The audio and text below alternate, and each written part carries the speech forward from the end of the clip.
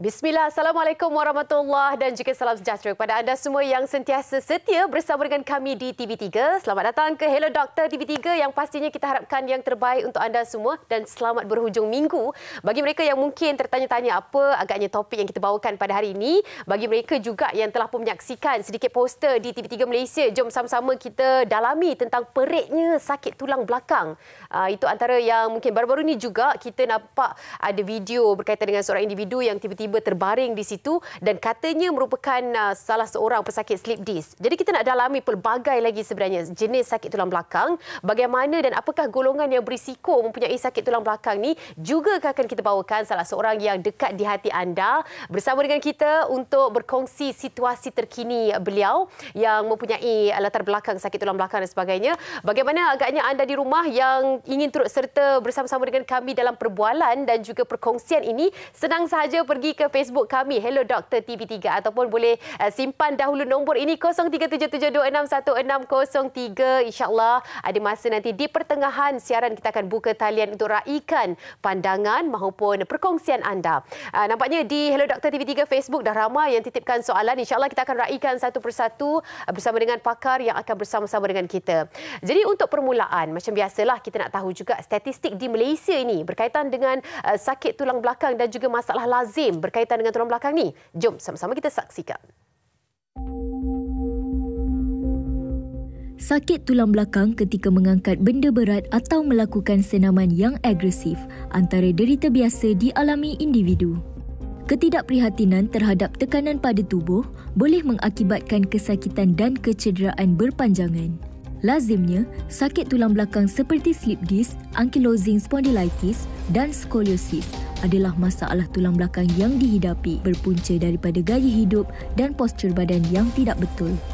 Cakera teranjak atau dikenali sebagai slip disc berlaku apabila struktur sokongan antara dua segmen tulang belakang di bahagian pinggang beralih dan menghimpit akar saraf tulang belakang. Lazimnya, cakera teranjak dilihat berlaku dalam golongan berusia 30 hingga 40, khususnya lelaki. Ankylosing spondylitis pula adalah sejenis arthritis yang umumnya memberi kesan kepada tulang belakang. Penyakit arthritis ini biasanya menyerang orang muda yang berusia akhir remaja atau awal dewasa dan ia memberi lebih banyak kesan kepada lelaki berbanding wanita. Masalah tulang belakang seperti skoliosis bukan lagi perkara yang asing di telinga masyarakat di Malaysia. Skoliosis melibatkan tulang belakang seseorang itu membengkok ke kiri atau ke kanan. Namun, ia bukan satu penyakit. Golongan berisiko menghidap skoliosis bermula daripada kanak-kanak hingga dewasa. Gejala ringan sakit tulang belakang biasanya boleh dirawat dengan ubat tahan sakit atau fisioterapi. Walau bagaimanapun, sekiranya sakit yang dialami berlanjutan, pesakit lazimnya akan dirujuk ke hospital untuk mendapatkan rawatan. Bagi mengurangkan risiko sakit tulang belakang, kita perlu mengamalkan teknik mengangkat barang yang betul, postur badan yang baik, meregangkan otot selepas duduk dan bersenam secara lebih kerap. Baik, berikutan dengan visual yang telah pun kita paparkan kepada anda semua untuk permulaan ataupun mukadimah bagi topik kita pada hari ini. Peritnya sakit tulang belakang. Ada yang mengatakan tentang posture, ada yang mengatakan tentang gaya hidup, ada juga yang merasakan macam pelik ya, saya duduk lama-lama pun boleh sakit belakang. Adakah itu juga dikatakan sebagai sakit tulang belakang? Macam-macam soalan yang kita pun dah nampak dekat Facebook dan sebagainya. Tidak ketinggalan anda juga yang akan bertanya, berkongsi dengan kita. Kita nak raikan individu yang saya kira pertama kali bersama dengan saya hari ini. Profesor Madya Dato' Dr. Muhammad Hisam Muhammad Arifin, pakar perunding kanan dan pensyarah perubatan Jabatan Ortopedik dan Traumatologi HCTM dari UKM. Assalamualaikum Dato' Doktor. Waalaikumsalam. Okey, Dato' Doktor bersama dengan kita pada hari ini. Terima kasih banyak-banyak untuk bersama-sama dengan kami di Hello Doktor. Dan pastinya permulaannya Dato' Doktor, kalau kita tak kenal maka tak cinta. Maknanya kalau kita tak tahu tentang anatomi tulang belakang itu, mungkin kita tak tahu adakah sakit yang kita rasai ini berpunca daripada sakit tulang belakang. Sebagai permulaannya mungkin doktor nak kenalkan kita terlebih dahulu tentang anatomi tulang belakang. Silakan. Assalamualaikum. Terlebih dahulu saya mengucapkan Waalaikumsalam. terima kasih kerana memberikan saya peluang untuk berada di sini. So, ni mula-mula kita tengok normal tulang belakang manusia. Kalau ni bawah, dia akan pergi ke tulang pinggul. Ni kita tengok daripada pandangan depan, ni pandangan tepi. Pandangan depan dia patutnya straight, atas dan bawah. Pandangan tepi dia akan ada lengkuk di sini dipanggil lumbar lordosis. Di sini ada thoracic kyphosis. Dan di sini ada cervical kyphosis. Ini adalah normal alignment. Okey. Kedudukan yang sepatutnya kita fahami, inilah dia. Ini normal alignment. Normal. Maksudnya kalau kita duduk kat office ke semua, kalau berdiri, should always try to aim for this normal alignment. Untuk dapatkan this normal alignment, nombor 1, struktur tulang kena bagus. Nombor 2, the muscle that support tulang kena bagus. Right? So, okay. Okey. So, tadi kita cakap secara global alignment. Sebab alignment juga boleh menyebabkan sakit belakang. Sebab yang macam you dah komen tadi. Now, kita pergi kepada individual. Okay? Ini kita panggil disc. Yang orang selalu duk komplain slip disc lah apa. Masalah yang dekat sini. Okey. Tapi sebenarnya tulang belakang punya masalah bukan daripada disc saja. Kita ada disc. Baik. Dekat belakang ni kita ada sendi. Kita panggil sendi facet. Dia macam lock into each other Yes, tu. betul. Ini dia punya facet joint. Facet joint ada kiri dengan kanan. Okey. Okay? Facet joint and the disc ni form the functional unit of the spine. Maksudnya, segala pergerakan dia akan berlaku dekat this functional unit. Okay? Okey. Jadi, bukannya masalah disc saja. So, right. Dan yang paling penting dan yang kita tak nampak ialah yang support dia. Yang support dia ialah ligament macam ni, ligament dekat depan. In between dia tu. Ligament satu dekat dia ni, ligament dekat dalam ni, ligament antara ni. Dan yang paling penting ialah otot yang support tulang belakang. Okey. So actually kalau kita ikut statistik, the bahagian yang generate pain yang kita panggil sebagai pain generator cuma 20% saja daripada disc actually. Okey. Jadi kita selalu konklusikan semua sakit Yes. tulang belakang tu daripada disc kan? Yes. Tapi sebenarnya it's only 20%. Yes, betul. Which is not true. So ni misconception sakit belakang semua slip disc. Tak betul. Betul. Kita selalu anggapan macam tu. Most of the time sakit belakang yang kita tengok kat klinik ialah disebabkan you punya muscular origin. Maksudnya otot yang support the tulang belakang tu yang masalah. For example, you salah angkat barang. Posture kita. You have been sitting dalam posture yang teruk for like berbelas-belas tahun. Ya. Because dia bukan saja affect ni kita panggil lumbar spine, back pain. Dia juga affect the cervical spine yang kita panggil neck pain. Okey. Tadi doktor ada kongsikan yang sebenarnya bukanlah segalanya kita boleh klasifikasikan sebagai slip disc. Apa lagi jenis-jenis tulang belakang yang perlu kita fahami, doktor? Baik. So sebenarnya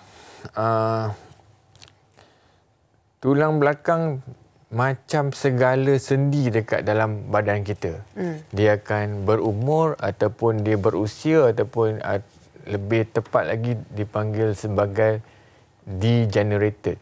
Kan orang selalu komplain sakit lutut lah. Betul? Sakit lutut sebab arthritis. Sakit belakang pun ada arthritis. Sebenarnya ini ialah arthritis dekat tulang belakang.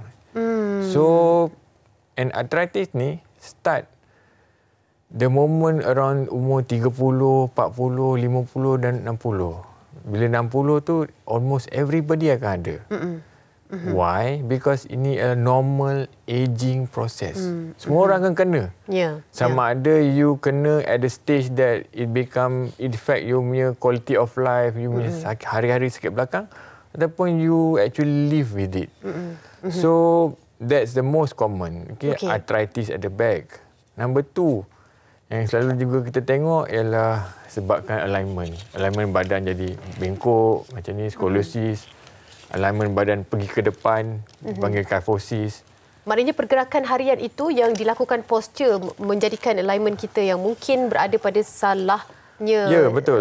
So, kita tak jaga kita punya tulang belakang. As kita duduk dekat office, bayangkan awak duduk kat office, awak duduk macam ni. Betul. Dengan menghadap komputer dan sebagainya kan kadang-kadang bersangkut pada meja. Komputer tak letak ergonomically. Eye level yang sepatutnya. Yes, I see. Antara benda-benda, semua orang ada laptop. Laptop, nama pun laptop. Letak atas laptop macam ni.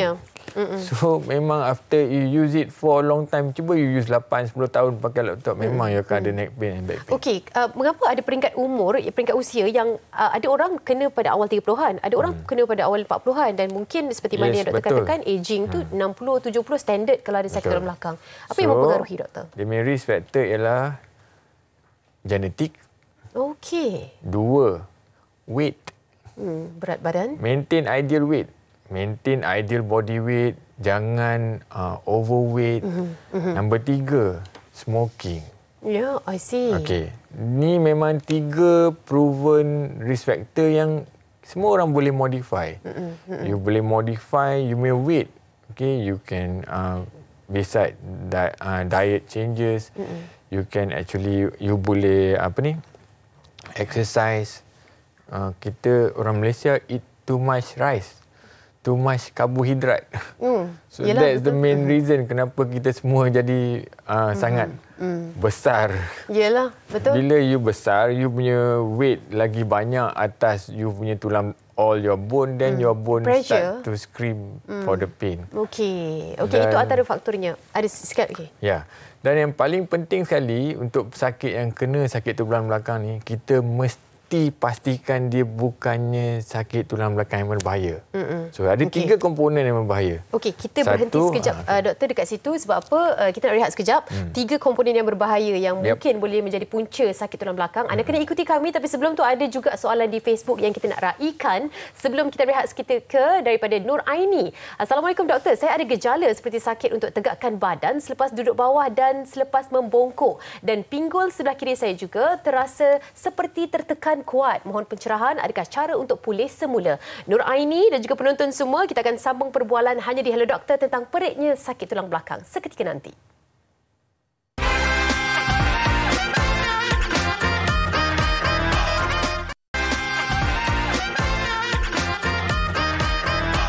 Masih lagi bersama dengan kami dalam Hello Doktor dan juga Profesor Madya Dato' Dr. Muhammad Hisam Muhammad Arifin selaku pakar perunding kanan dan pensyarah perubatan Jabatan Ortopedik dan Traumatologi HCTM UKM. Dari awal tadi ia bersama dengan kita untuk permulaan tentang peritnya sakit tulang belakang. Kita nak sambung sedikit perbualan dengan menjawab soalan daripada rakan kita di Facebook. Kali ini dari Nur Aini. Jom sekali lagi kita tunjukkan kepada anda semua soalannya. Assalamualaikum doktor, saya ada gejala seperti sakit untuk tegakkan badan selepas duduk bawah dan selepas membongkok. Dan pinggul sebelah kiri saya juga terasa seperti tertekan kuat. Mohon pencerahan, adakah cara untuk pulih semula? Silakan Datuk Doktor. Okey, boleh saya explain berdasarkan model ni lebih senang. Lebih cantik. So bila you duduk bawah, you actually akan buat macam ni dekat you punya belakang. Right?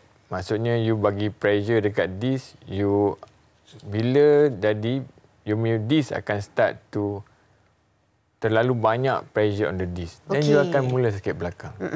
Right? Membongkok pun sama. Membongkok pun sama. Yes, too much. Okay? Jadi, kalau nak duduk kat bawah, boleh. Tapi, kena kena betulkan posisi tulang yang betul. Duduk maknanya duduk pun masih lagi macam duduk di kerusi. Ya, betul. Sebab kadang-kadang kita tak ada tendensi untuk duduk yang membongkok bila kat bawah, bila tak ada kerusi. Faham? Yes. So, dan the other one adalah sakit di bahagian pinggul, dia kata. Sakit di bahagian pinggul sebenarnya kita panggil sebagai referred pain. Maksudnya, sakit tu original dia dekat belakang, tapi dirasa di bahagian punggung. Okey. Satu lagi reason ialah otot yang ketat di dalam punggung. Kalau kes macam ni, selalunya you kena cari a very good, cari fizioterapis yang baik untuk pulih. And insyaAllah boleh pulih completely.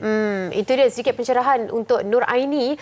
Seperti mana yang doktor kongsikan, rawatan fisioterapi mungkin yang terbaik untuk anda. Ataupun nak dapat konsultasi penuh, pastinya kena jumpa doktor, kan, klasifikasikan dengan begitu detail apa kondisi sebenar anda. Baik, kita raikan lagi nanti pandangan-pandangan daripada anda semua di Facebook kami, Hello Doktor TV3. Sila titipkan. Tadi kita nak sambung pula perbualan kita yang berhenti di tengah-tengah tadi, Datuk Doktor.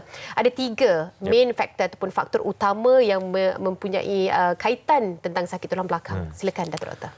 So sebelum kita boleh nak cakap sakit tulang belakang ni purely because of muscle ataupun structure punya masalah. Kita mesti pastikan dia bukan disebabkan kecederaan. Okay, maksudnya awak ada history terjatuh. Aksiden ke, kemalangan ke. Nombor 2, dia bukan jangkitan kuman di tulang belakang. Okay. Yang ni kita tak nak miss.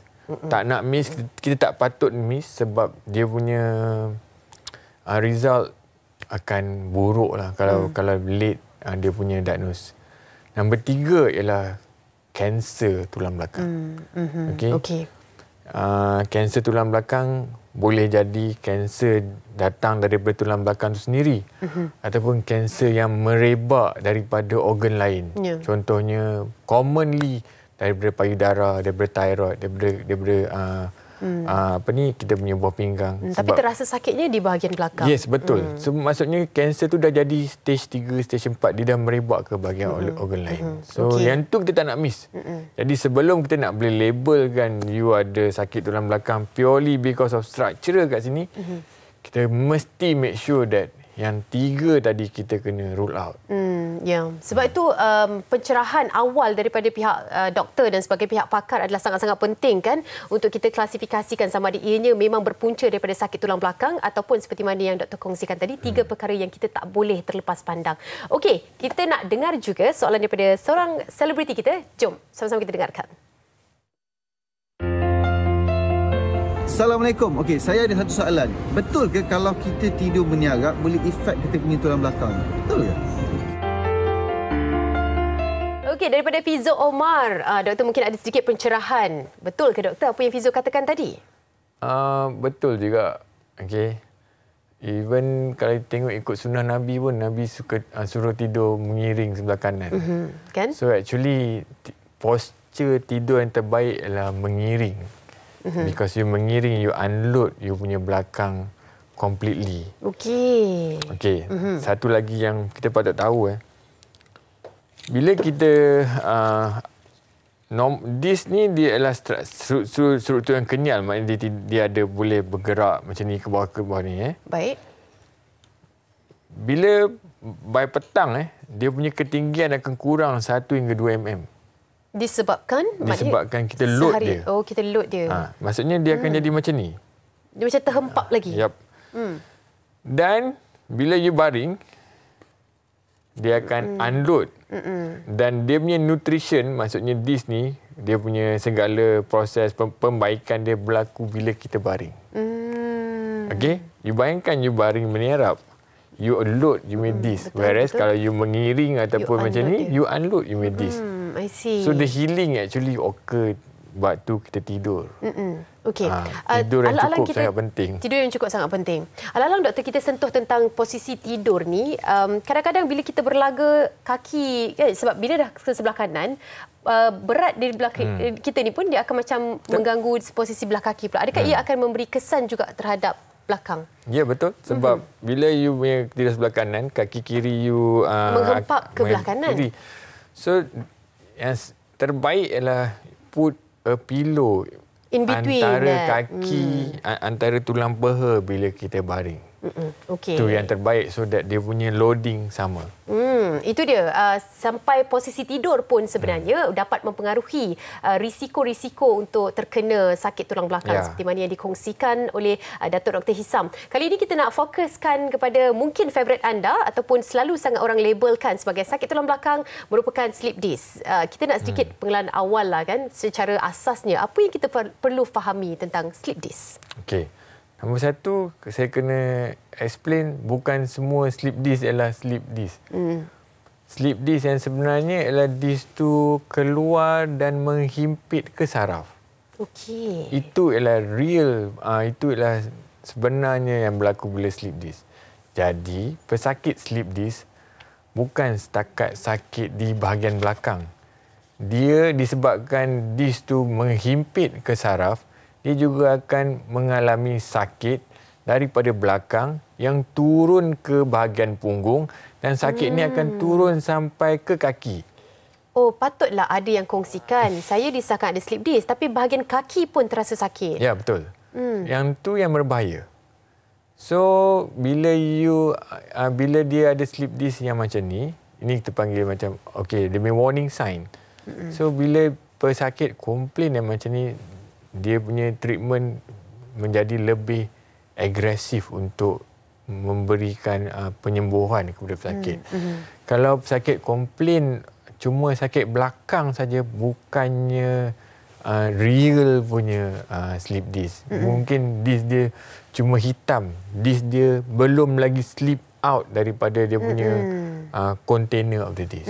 Okey. So, daripada perkongsian yang kita nakkan daripada anda, mungkin kali ini kita nak tinjau juga di Facebook. Sama-sama doktor, jom sama-sama kita dengarkan kali ini di Fisha Nasrul. Assalamualaikum. Saya selalu sangat sakit belakang. Kadang-kadang saya boleh rasa tulang belakang ada pergerakan sikit. Sampai ke tahap tu. Cuma saya nak tanya doktor, apabila saya bersin, kedua-dua kaki saya akan rasa kebas. Adakah ini masalah datang dari tulang belakang? Thank you. Terima kasih kembali kepada Fisha Nasrul. Doktor mungkin ada pencerahannya? Ya. Sebenarnya Fisha telah memberikan satu simptom yang sangat penting yang selalu kita akan tanya. Bila bersin, bila batuk, you akan ada sakit yang turun ke kaki ataupun kebas kaki atau tidak. Maksudnya memang betul masalah ni kemungkinan besar datang dari tulang belakang. Kenapa dia berlaku begitu? Ya, doktor. Bila kita bersin, dia akan increase apa yang kita panggil pressure di sini. Okey. Bila increase pressure dekat sini, dia akan tekan bahagian putih, that is kita punya nerve. So itu yang menyebabkan bila you bersin ataupun you batuk sehingga banyak, ada then you start to complain sakit yang turun sampai ke kaki you rasa kebas. Ya, ini memang macam warning sign. So benda-benda ni adalah sejarah yang kita always nak pick up. So that kita tak miss benda-benda yang penting macam ni. Ya, merupakan satu soalan yang penting bila anda jumpa doktor ataupun mendapatkan konsultasi pun. Tadi Datuk Doktor dikatakan itulah soalan yang kita tanya. Ada tak bersin sehingga kaki anda rasa kebas? Jadi terima kasih Fisha, anda kongsikan satu yang juga mungkin penting bagi penonton-penonton kita. Cuma kita nak rehat sekejap, jangan ke mana-mana sebab selepas ni pastinya anda akan rindukan penampilan beliau, nak berkongsi bagaimana yang terkini daripada beliau. Jangan ke mana-mana, seketika nanti hanya di Hello Doktor.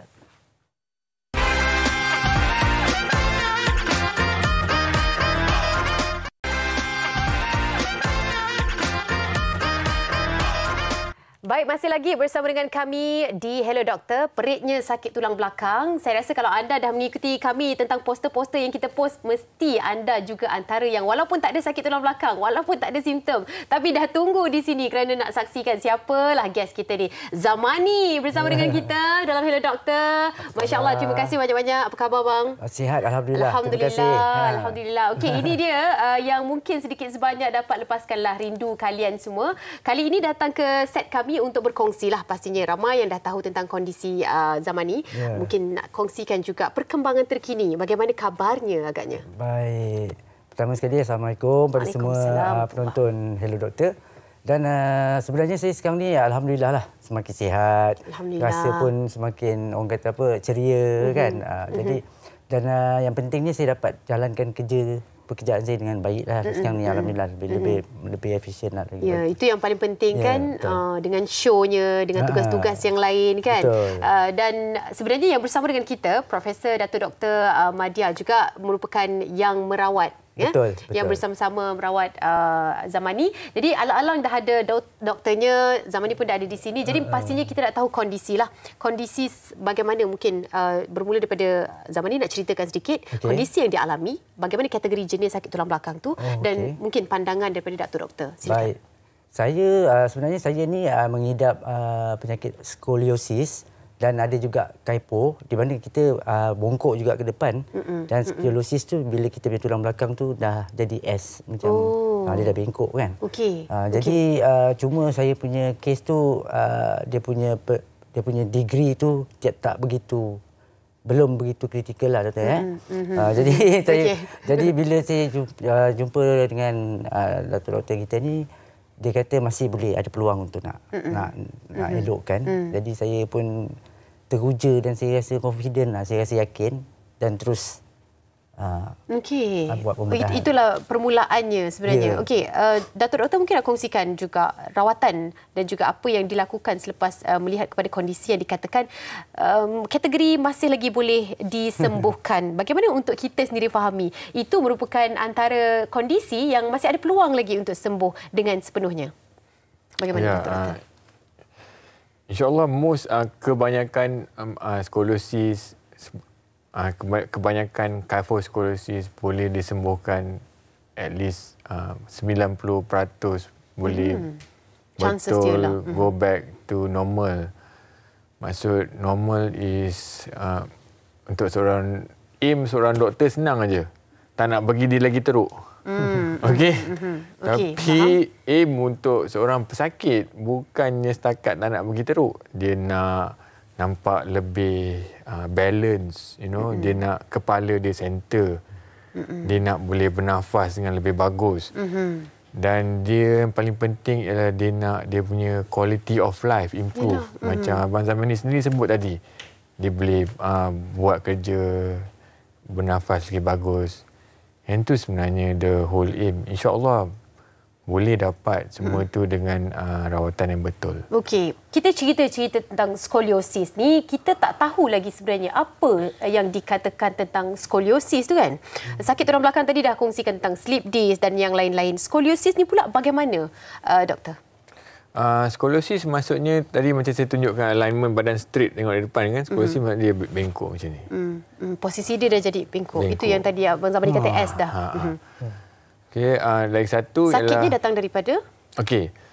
Sakit tu disebabkan sendi-sendi di belakang himpit sesama sendiri. Nombor satu. Nombor dua, sakit dia juga disebabkan otot yang sebelah kiri dengan kanan tak sama.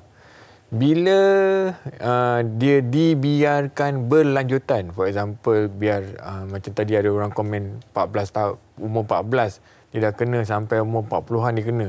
Maksudnya tulang-tulang belakang disebabkan dia himpit tu dah lama. Sendi himpit against each other dah lama. Sendi tu sendiri become arthritic. So selalunya kalau sakit skoliosis yang tidak dirawat waktu sebab skoliosis selalunya kena kanak-kanak remaja. Kalau dia tak dirawat pada waktu remaja dan dia selalunya akan datang umur 30-an hingga 40-an, waktu tu dia datang disebabkan sakit belakang yang teruk. Okey, apakah tanda-tanda awal? Nanti kita nak tanya juga kepada Zamani kan apa yang dirasai. Tapi sebelum tu tanda-tanda awal secara generalnya yang mungkin kita perlu ambil perhatian, ini mungkin skoliosis. Datuk Doktor. Okey. Paling penting ialah ibu bapa kena cek anak kita. Dan disebabkan macam saya cakap tadi selalunya berlaku pada kanak-kanak umur 13, 14, 15. Okay. Senang saja. Ibu bapa kita cuma lihat belakang anak kita. Maksudnya kita tengok dia punya bentuk. Nombor satu, bahu dia kena sama. Level bahu dia kena sama. Nombor dua, tulang pinggul level dia sama. Nombor tiga, bila dia berdiri, ruang antara tangan dan badan dia sama kiri dengan kanan. Nombor 4 ialah test yang paling penting sekali yang juga ibu bapa boleh buat dekat rumah. Bila anak kita membongkok ke depan, tulang dia akan nampak tak sama. Sebelah akan timbul, sebelah akan naik. Dan itu ialah kita panggil sebagai screening test untuk skoliosis. Dan yang ni memang kita dah lakukan di sekolah-sekolah Malaysia pada umur 12. Jadi kita punya petugas akan pergi dan check and make sure tidak ada skoliosis so that kita boleh dapat di awal dan kita boleh rawat di awal. Yalah, betul. Potensi untuk sembuh dengan lebih cepat itu lagi tinggilah kan bila kita dapat tahu pada peringkat yang awal dan mudah. Adakah tanda-tanda itu juga? Silakan Datuk. Tak perlu semua tak. Kalau kita dapat tangkap dia waktu awal, kita tak perlulah nak buat operation kan. Yalah kan, tak sampai ke tahap perlu buat operation. Okey, begitu juga dengan Zamani, adakah tanda-tanda itu dialami dan seawal bila? Saya tanda-tanda itu saya dapat kesan mungkin dah agak lambat sikit lah kan. Sebab saya dalam 2015. Tahun 2015 baru saya dapat rasa yang saya berdiri lama bila nyanyi tu dah mula terasa cepat tak selesa kan. Jadi duduk lama pun tak selesa. Jadi bila saya apa pun kita buat dia jadi tak selesa. Bila dalam waktu yang agak lama lah. Jadi mula-mulanya saya tulis macam gitulah, saya dah mula rasa asal ada masalah belakangan. Belum nampak dari segi posturnya bentuk badan tak nampak lagi. Belum begitu ketara lah. Tapi dalam 2018 tak silap saya lah, dia dah mula nampak. Dan yang paling ketara bila kita PKP, banyak habiskan masa di rumah tengok Netflix, kita tak ada buat kerja apa. Saya lebih banyak duduk kat rumah kan, mungkin dengan postur yang tak betul kan. Jadi dia makin cepat proses tu. Makin cepat. Yalah, bila dah tahu kita dah ambil rawatan yang sepatutnya dan sebagainya, kita dah tahu kan kita dah ada kondisi itu, mungkin langkah berjaga-jaga tu barulah dapat dilakukan kan. Sebelum dapat tahu tu kita tak tahu apa punca pun. Tak tahu. Rasa macam gerak ke kiri okey lah kan. Kanan okey lah. Okey, itu sedikit perkongsian daripada Zamani Islam yang mempunyai sakit tulang belakang dan berkongsi juga bagaimana nanti rawatan dan sebagainya. Kita nak rehat seketika, tapi sebelum tu kita nak kongsikan juga bersama dengan kita nak kongsikan juga bersama dengan anda tentang pembedahan tulang belakang. Kali ini slip disc. Jom sama-sama kita saksikan.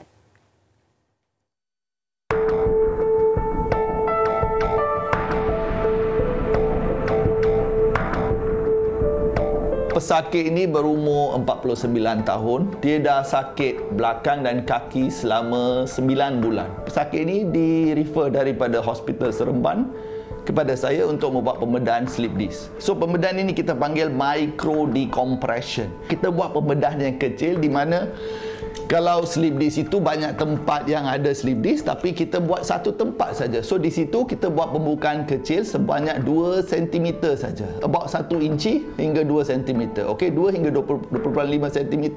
Masukkan teropong dan kita keluarkan disc itu di situ. So pembedahan ini dilakukan dalam sejam. Kita pakai tube yang halus sebesar 2 cm itu kita panggil micro decompression. Maksudnya keluarkan penekanan pada urat saraf.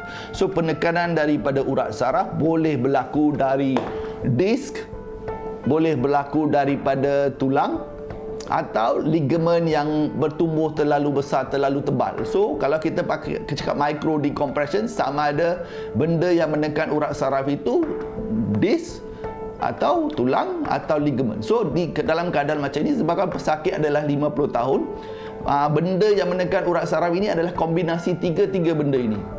Jadi disk pun dikeluarkan, ligamen pun dikeluarkan dan sedikit tulang beberapa milimeter dikeluarkan supaya ruang dia semakin besar. Reduce some more. Okay. You boleh nampak, you can already see up to bone. Zoom in, you boleh nampak. Setiap pembedahan tulang belakang memang ada risiko dia. So disebabkan oleh kita bekerja sangat dekat dengan urat saraf. Okey, so risiko untuk cederakan urat saraf ada. Tapi dengan teknologi yang sedia ada, dengan kaedah pembedahan yang semakin bagus, kita dapat mengelakkan risiko kecederaan pada urat saraf. Tapi risiko itu tetap 1%. Okey, bukan seperti yang dicakap 50-50, no. Risiko kecederaan urat saraf adalah 1%. Di selain itu ada risiko jangkitan kuman di mana 1 hingga 2% sahaja. Selepas semua pembedahan, kita 2 minggu pertama itu adalah penjagaan luka. Walaupun luka dia kecil sebesar 2 cm saja, tapi pesakit perlu ada kebersihan diri untuk penjagaan luka. Selepas 2 minggu, kita bagi pantang selama 3 bulan untuk tidak angkat benda berat atau tunduk bongkok terlalu banyak. At least selama 3 minggu. Dan sukan pun kita cuma bagi light exercises. Tetapi lepas 3 hingga 4 bulan, kita boleh mulakan lebih banyak senaman dan aktiviti yang lebih lasak. Posture kita ke belakang ini semakin teruk. Jadi kalau posture tak elok, lebih banyak orang akan sakit belakang. Dan sakit belakang yang berlarutan, maksud dia lepas 6 minggu patut dijumpa pakar ortopedik. Okey, bukan bypass pakar ortopedik dan jumpa chiropractor ke fizioterapi. Melalui pakar ortopedik dulu, dapatkan diagnosis dulu, baru jumpa bahagian chiro ke fizio ke. So 6 minggu adalah tempoh yang kita bagi sebelum perlu jumpa pakar ortopedik. Okey, baik. Sebentar tadi kita baru saja saksikan pembedahan tulang belakang kategori slip disc yang dikongsikan daripada Dr. Manmohan. Kita juga bersama dengan Profesor Madya, Dato' Dr. Hisam yang nak kongsikan juga. Kali alalan kita dah cerita tentang pembedahan antara rawatan yang diperlukan bagi setengah individu yang berada pada kategori tertentu. Seperti Zamani sendiri yang melakukan pembedahan, Dato' Doktor mungkin nak kongsikan pembedahan bagi kategori skoliosis pula. Okey. Skoliosis bila dia dah efek macam mana pesakit bernafas, berfungsi, sakit yang berpanjangan, dah tak balance langsung. Nampak very cosmetically tak berapa elok. Rawatan dia ialah pembedahan. Okay. Pembedahan maksudnya kita akan letakkan skru titanium implant and rod dekat belakang pesakit untuk betulkan dan pegang tulang belakang dia di dalam tempat yang betul. Okey, jadi pembedahan itu adalah dengan memasukkan skru tersebut. Terpaksa. Terpaksa memasukkan skru tersebut. Jadi apa yang terjadi selepas skru itu dimasukkan? Adakah daripada bentuk S dia kembali kepada bentuk asal? Ya, dan bila kita dah masukkan skru tu pula kita akan sambungkan kepada rod. Rod tu kita dah templatekan berdasarkan badan pesakit. Setiap pesakit berlainan. So, dan kita akan betulkan tulang belakang kepada rod. Yang lagi detail saya tak cerita lah. yang lagi detail tak perlulah ceritakan. Sebab apa yang tuan punya badan melalui pembedahan itu ada di sini. Tapi kita nak tahu juga bagaimana dan apakah yang dialami kan oleh Zamani sendiri selepas, sebelum dan semasa pembedahan itu yang boleh dikongsikan bersama dengan kami.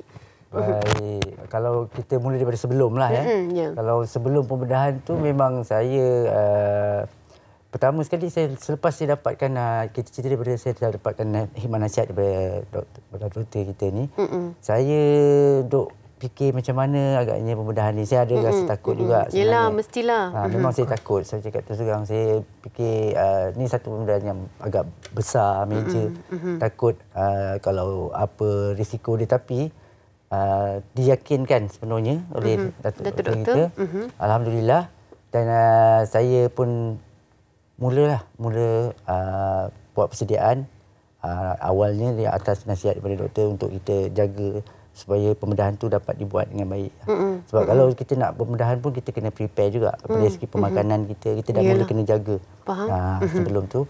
Jadi saya pun dah mula jaga dan bila operation tu alhamdulillah segalanya berjalan lancar jugalah. Menurut doktor semuanya okey, baik. Alhamdulillah kan. Dan saya pun dari segi selepas operation pun saya punya recovery pun agak cepat, alhamdulillah.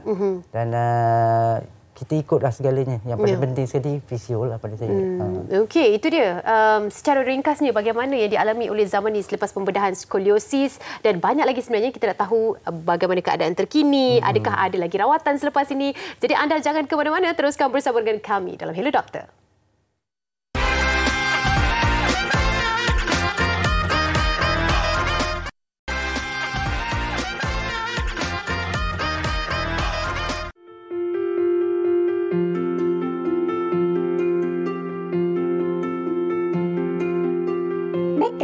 Selalu angkat benda berat boleh menyebabkan sakit tulang belakang. Fakta, angkat benda berat akan menyebabkan disk kita yang elastik ini dimampatkan dengan lebih banyak dan akhirnya akan menyebabkan sakit belakang.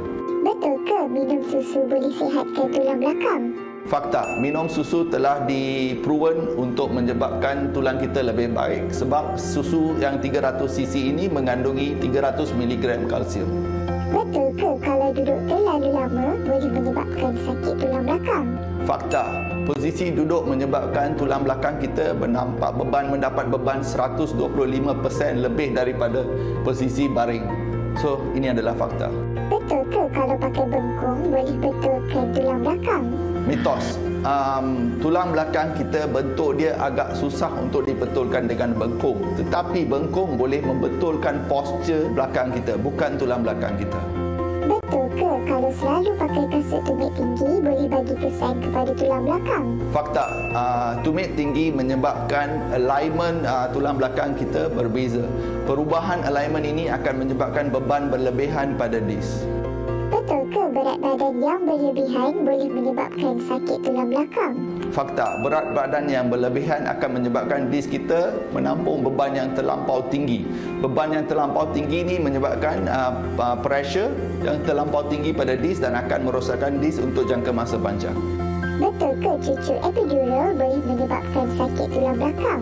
Mitos, cucuk epidural sebenarnya tidak menyebabkan masalah tulang belakang jangka masa panjang.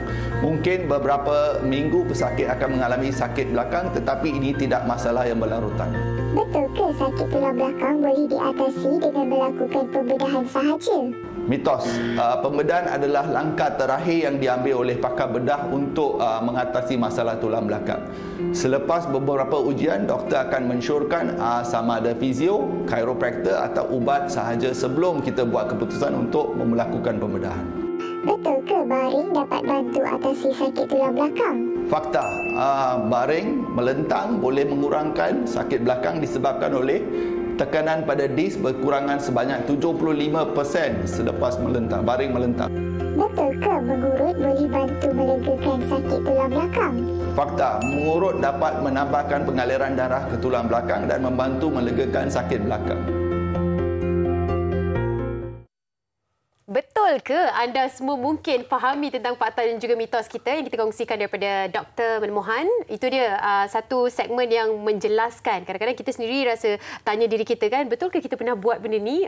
Itu dia sedikit penjelasan tentang sama ada fakta ataupun mitos tanggapan kita. Kembali bersama dengan Zawani dan juga Profesor Dr. Hisam yang berkongsi dengan kita dari awal tadi sehingga ke segmen kali ini. Kita nak tahu juga perubahan selepas menjalani rawatan yang boleh dikongsikan daripada Zawani sendiri. Apa yang berlaku? Okey, perubahan kalau yang paling nyatanya dari segi struktur saya lah. Perubahannya yang kita boleh nampak jelas. Sekarang ni saya dah ramai yang tegur dah. Okey, alhamdulillah. Saya pun syukurlah kan. Syukur, alhamdulillah. Banyak-banyak bersyukurlah saya kepada Allah SWT dan juga kepada doktor yang bertanggungjawab lah.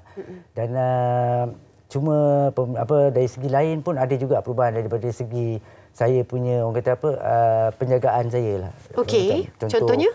Contohnya macam dulu saya tak begitu alert lah tentang cara duduk, dengan postur yang betul. Sebenarnya itu antara punca-punca saya terkena tulang belakang sebenarnya. Sebab dulu saya banyak travel. Bila kita jadi artis ni kita banyak travel. Jadi bila kita travel kadang-kadang dalam kereta kita tidur. Tidur dalam keadaan yang tak betul lah, duduk ramai-ramai kan. Jadi itu antara punca-punca saya rasa yang boleh sebabkan lah. Jadi macam sekarang ni saya lebih berjaga-jaga. Saya sekarang ni cara duduk saya walaupun dekat rumah saya tak duduk lebih daripada 2 jam dalam satu keadaan yang sama. Kedudukan yang sama tu, saya akan bangun, buat sedikit berjalan ke. Jalan sikit ke kan? Tukarlah posture dengan pergerakan tu. Lifestyle tu saya dah, itu dia yang paling ketara juga saya tukarlah sekarang ni. Okey, itu dia. Nampak tak? Maknanya selepas pembedahan ataupun rawatan yang dapat daripada doktor, jadi anda tahu apa yang perlu dilakukan kan? Sebab kita dah kenal pasti situasi itu. Adakah potensi, Doktor, untuk mereka yang pernah terkena sakit tulang belakang ini boleh terjadi lagi? Sama ada di tempat yang sama ataupun di bahagian tulang belakang yang berbeza. Apa pandangan doktor? Wah, soalan cepu mas. Tak boleh. Ini tak boleh. Silakan doktor. Okey, nak jawab pun susah. So, dia tergantung kepada apa awak punya pain generator. Kalau awak sakit belakang disebabkan muscular, yes, you tak jaga posture, you tak jaga, you tak buat physio, you tak exercise, memang dia boleh datang balik. Tapi dia, kita panggil self-limiting. Maksud dia datang sekejap, betul you akan okey, tu dia akan baik. Okey, tapi tidak ada potensi untuk jadi serius lah maksudnya? Tak, insya-Allah tak. Tapi kalau dia disebabkan disk, disebabkan pelapik antara tulang belakang, betul. Ini yang semua boleh datang kembali. Walaupun you dah operate lepas buat diskectomy, risiko, katakanlah you kena disk you dah himpit saraf you. Baik. Disk you dah kena saraf, disk you dah pergi buat surgery, disk tu dah dikeluarkan, saraf you dah berfungsi macam biasa, you tak jaga. Okey. 1 week after you buat operation, you pergi main motor, you balik. Maknanya ada potensi untuk datang semua. You kan datang balik masalah tu. Okey, Doktor, kita juga nak tinjau di Facebook. M. Rozi Akil katanya, Assalamualaikum. Doktor, saya nak tanya, isteri saya selalu sakit tulang belakang since mengandung. Dia suka duduk dengan posisi salah bila bersalin. Masih sakit. Boleh ke buat urutan betulkan tulang belakang? Okey, ini cerita tentang bini yang mengandung, memang sakit tulang belakang tu tak dapat dinafikan lah dan sebagainya. Bagaimana penjelasannya, Doktor? Secara ringkas. Bila mengandung memang tak dapat lari daripada sakit tulang belakang. Setuju? Satu, sebab posture baby growing inside posture, tukar posture. Nombor dua, semua ligamen dalam badan jadi longgar. Prepare untuk baby nak keluar. So, again contribute to sakit belakang. Memang tak boleh lari. Tapi urut boleh? Boleh. Kenapa urut akan reduce, kurangkan sakit belakang? Bila kita urut belakang, especially on the muscles, dia akan keluar kita punya feel good hormone. Substance P dia panggil. Sebab tu, bila you lepas urut, you feel so good. You feel relief sebab your body keluarkan substance P. Tetapi efek ni tidak berpanjangan. Jadi untuk jadikan efek dia berpanjangan, lepas dah kurang kesakitan tu, kuatkan balik otot tulang belakang tu. I see. Then you akan ada long lasting relief.